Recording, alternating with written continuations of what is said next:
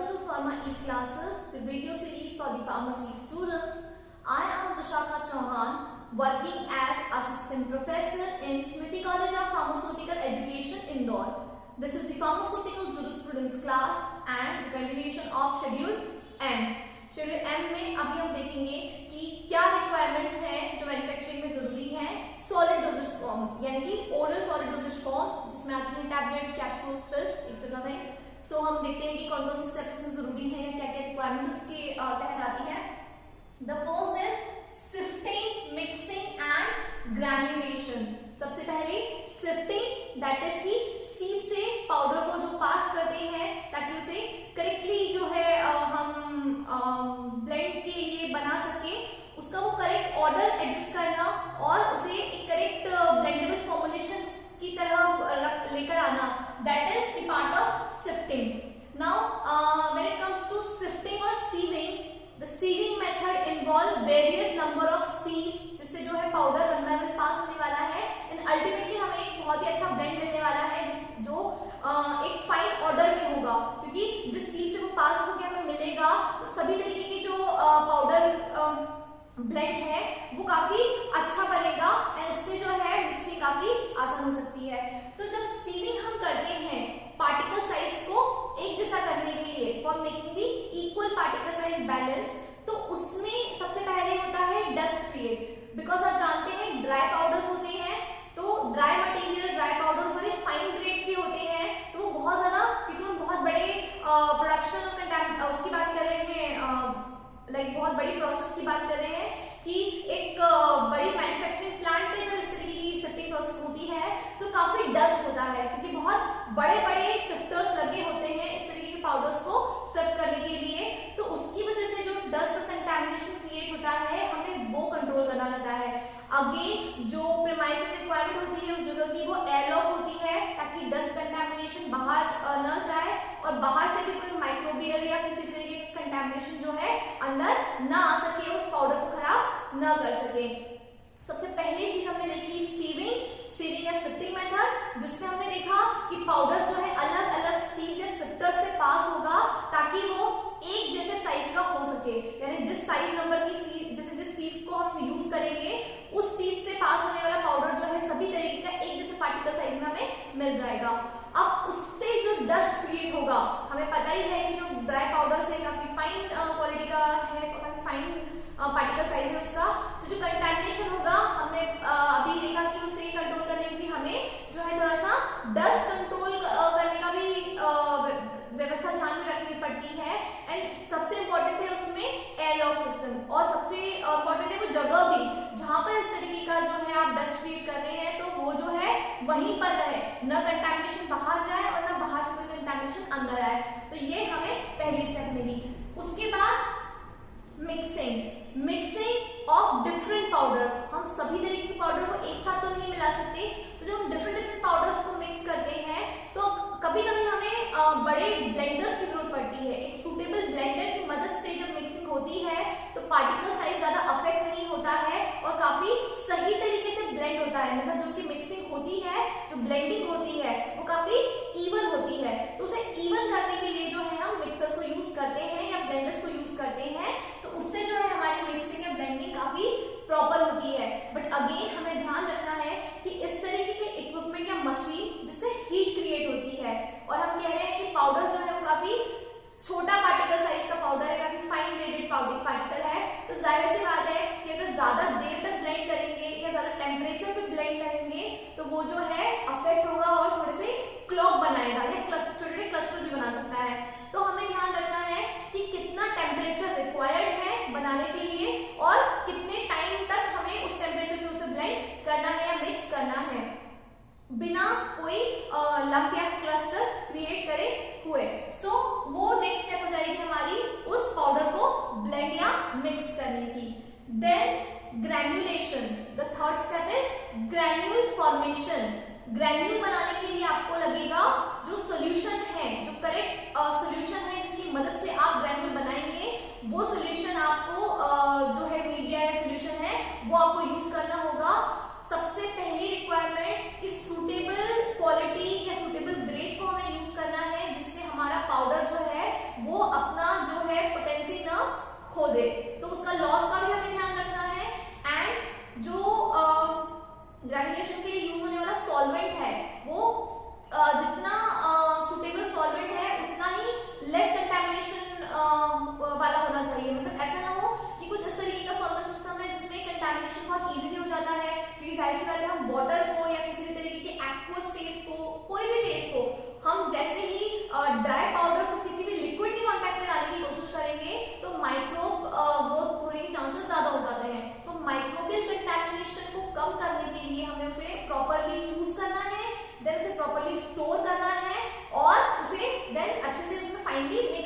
है। इन तीनों प्रोसेस में आपको ध्यान रखना है कि कोई भी क्रॉस कंटैमिनेशन ना हो, क्योंकि मैं आपसे कह रही हूँ कि लिक्विड को जैसे ही हम पाउडर के साथ मिक्स करने की कोशिश करेंगे तो हमारा ड्राई पाउडर जो है वो एक ब्लेंड में कन्वर्ट होने वाला होगा, तो उससे क्या है माइक्रोब आने के चांसेस ज्यादा हो जाएंगे। तो इसीलिए हमें इन चीजों को ध्यान रखना है इन तीनों प्रोसेस में। यानी कि यहाँ भी क्रॉस कंटैमिनेशन नहीं होना चाहिए। जब आप बड़े बड़े सिफ्टर से सीलिंग कर रहे हैं और जो पाउडर है वो यहाँ उड़ रहा है तो वहां भी क्रॉस कंटैमिनेशन नहीं होना चाहिए, मिक्सिंग के टाइम में नहीं होना चाहिए और ग्रैन्युलेशन के टाइम भी नहीं होना चाहिए। और प्रोसेस भी हमने तीनों समझ ली। The next thing, compression. अब अगर आपको ग्रैन्युल्स की रिक्वायरमेंट है तो आपने ग्रैन्युल्स फॉर्म कर लिए, otherwise there is a method called direct compression.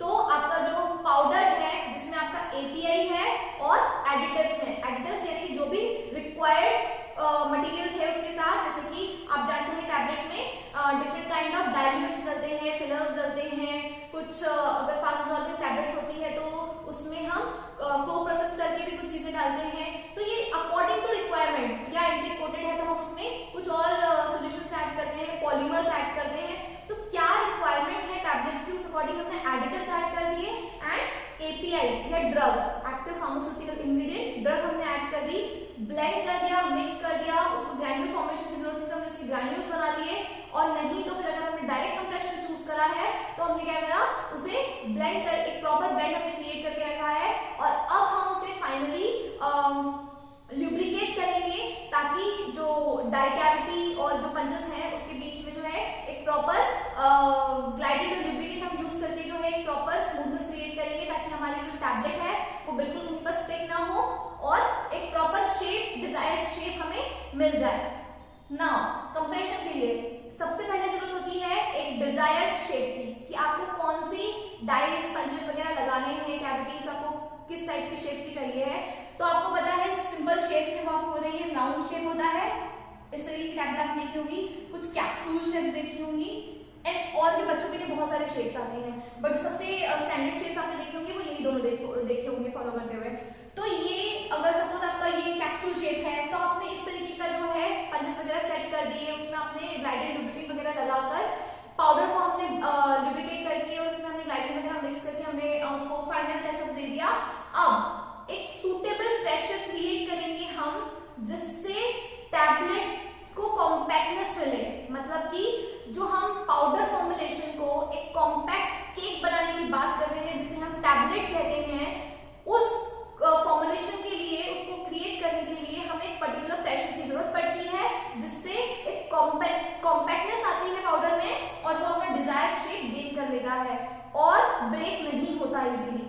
तो हम जिस टाइप की टैबलेट बनाते हैं, जैसे फास्ट डिसइंटीग्रेटिंग टैबलेट बनाते हैं, तो हम उसका कितना जो है हार्डनेस रखते हैं और जो नॉर्मल टैबलेट बनाते हैं वो उसकी क्या हार्डनेस होती है, उस हार्डनेस को ध्यान में रखते हुए हम जो है उस पर सूटेबल प्रेशर क्रिएट करते हैं एंड देन फिर उसमें जो कॉम्पैक्टनेस आती है तो हमें अपना टैबलेट वगैरह मिल जाती है। तो ये था हमारा कंप्रेशन। उसके बाद कोटिंग। कोटिंग में आप जानते हैं कोटिंग करना यानी कि आपने बड़े डेकोरेटिव कलर्स देखे होंगे टैबलेट के ऊपर, या स्पेशली बच्चों की टैबलेट्स में बहुत अच्छे कलर हम इम्पार्ट करते हैं ताकि उनको लेने में इजी हो जाए। दूसरा तरीका या दूसरा इम्पोर्टेंस कोटिंग का कि हम उसे शुगर कोट या किसी फ्लेवर में कोट कर सकते हैं। उससे भी फायदा ये होता है कि पेशेंट के लिए थोड़ी सी कंप्लायंस बढ़ जाती है कि जो छोटे बच्चे हैं तो हमें ये भी ध्यान रखना है कि उन्हें जो है लेने में ज्यादा दिक्कत ना हो, जो साइज है वो भी उसी अकॉर्डिंग हो। तो कोटिंग के बहुत सारे बेनिफिट हैं, लाइक शुगर कोटिंग वगैरह करने से आपको जो है काफी जो सब ऐसे ड्रग होते हैं जो टेस्ट में काफी ज्यादा जो मतलब बिल्कुल एप्लीकेबल नहीं होते हैं लेने में, वो टेस्ट को आप जो है मास्क कर सकते हैं। तो इसके फायदे में है कोटिंग में टेस्ट मास्किंग या फिर शुगर कोट वगैरह से जो है हम पीडियाट्रिक पेशेंट को टारगेट कर सकते हैं, पेशेंट कंप्लायंस इंक्रीज,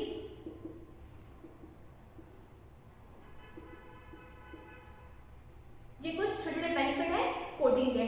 और एक कोटिंग वो भी होती है जिसमें हम पॉलीमर सॉल्यूशन में कोट करते हैं जिससे हम कभी एक्सटेंडेड रिलीज या फिर कुछ सस्टेन रिलीज टैबलेट एडवांटेजेस में नहीं बनाना चाहती, बिकॉज वो कोटिंग एक डिफरेंट प्रोसेस कोटिंग होती है जिसकी मदद से आप डिफरेंट टाइप का डोसेज फॉर्म क्रिएट करते हैं। बट हम यहाँ समझ लेते हैं कि उससे एक फायदा ये भी है कि हम जो है एंट्री कोटेड या फिर सस्टेन रिलीज, जो भी आप इसे कहना चाहें, एक्सटेंडेड रिलीज, ये टाइप के डोसेज फॉर्म क्रिएट कर सकते हैं। कैसे करते हैं तो मैंने आपको बताया, जो कोटिंग सॉल्यूशन है उसमें हम पॉलीमर ऐड करते हैं और इस पॉलीमर को हम उस अकॉर्डिंग चूज करते हैं कि हमें कितना जो है टैबलेट के रिलीज को बढ़ाना है, कितना सस्टेन करना है, उस अकॉर्डिंग हम जो है इसको इस सॉल्यूशन से कोट करते हैं, पॉलीमर कोटिंग करते हैं, जिसकी मदद से जो है वो काफी देर तक जो है आपकी बॉडी में सस्टेन करती है और स्लोली ड्रग रिलीज करती है जितने टाइम में उसे रिलीज करना है। तो ये प्रोसेस एक और बेनिफिट देती है आपकी कोटिंग में, ठीक है।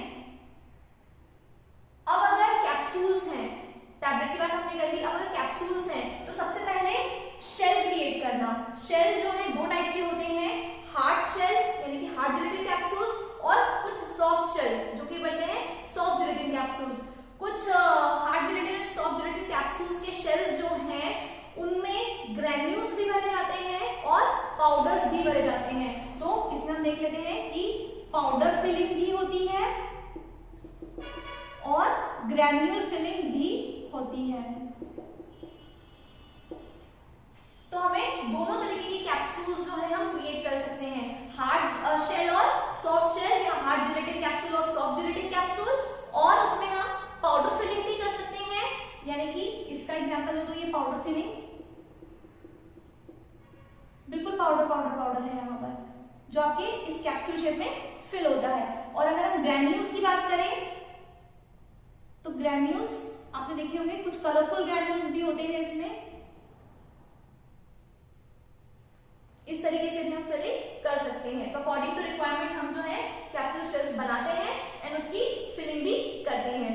देन प्रिंटिंग, अब आपने देखा होगा कि अगर हम कंपनी का नाम प्रिंट करना चाहते हैं तो हम जो पंच है वो पंच में ही सपोज हम इस तरीके से कुछ अपना इनिशियल जो है इंक्रीट कर सकते हैं ताकि जो हमारी टैबलेट पे वो आए। तो यहीं पर जैसे सपोज हमें वी लिखना है तो वो जो पंच है वो एनग्रेव करेगा और इस तरीके से जो है प्रिंटिंग भी उसके ऊपर की जा सकती है। अदरवाइज जो हमने ये देखा होगा बेसिक टैबलेट शेप वो सब और कैप्सूल पर इस तरीके के नॉर्मल पंचेस जो है वो ये इस तरीके की प्रिंटिंग करते हैं, इससे कॉम्पैक्ट ज्यादा अच्छी आती है। लेकिन now we have superior technologies, तो हम जो है इस तरीके से प्रिंट भी कर सकते हैं। आपने कुछ लॉजेंजेस वगैरह भी देखे होंगे जिसपे इस तरीके की प्रिंटिंग होती है और काफी सारी टैबलेट फॉर्मुलेशन में जो है डेकोरेटिव प्रिंटिंग्स वगैरह भी होती है। प्रिंटिंग और भी बहुत टाइप की हो सकती है, ये जो सिंपल एग्जांपल था आपको बताने के लिए। उसके बाद पैकेजिंग, ब्लिस्टर्स तो आपने अभी देखे ही होंगे, पहले स्ट्रिप पैकेजिंग भी बहुत चलती थी। इस तरीके की कुछ पेपर पैकेजिंग टाइप मटेरियल्स में होती है, but strips are not 100% tamper proof. तो टेम्पर एविडेंट अगर आपको चाहिए then you have to switch for blisters.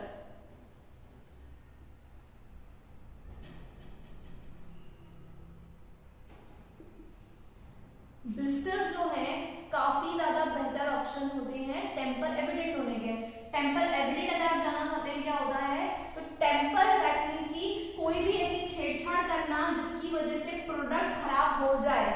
अगर प्रोडक्ट को खराब करने की कोई भी कोशिश की जाती है तो उसे हम टेम्परिंग कहते हैं, और एविडेंट यानी कि उससे बचाव करने वाली चीज है। तो टेम्पर एविडेंट मतलब कि कोई भी ऐसी चीज जिससे उसे नुकसान पहुंचे, उससे कोई भी छेड़छाड़ हो या उसे खराब करने की कोशिश की जाए, उससे बचाने वाली packaging, that is tamper evident packaging. तो strip packaging and blister packaging are kind of safe, but the better one is the blister one, जिससे हम जो है सेफ्टी जो है ज्यादा इंश्योर कर सकते हैं क्योंकि वो वापस रिक्रिएट नहीं की जा सकती। तो we can easily identify that this is not tamper evident और इसको हमें यूज नहीं करना है। तो जो है थोड़ा पेशेंट सेफ्टी के हिसाब से हमें ये चीज समझनी चाहिए कि पैकेज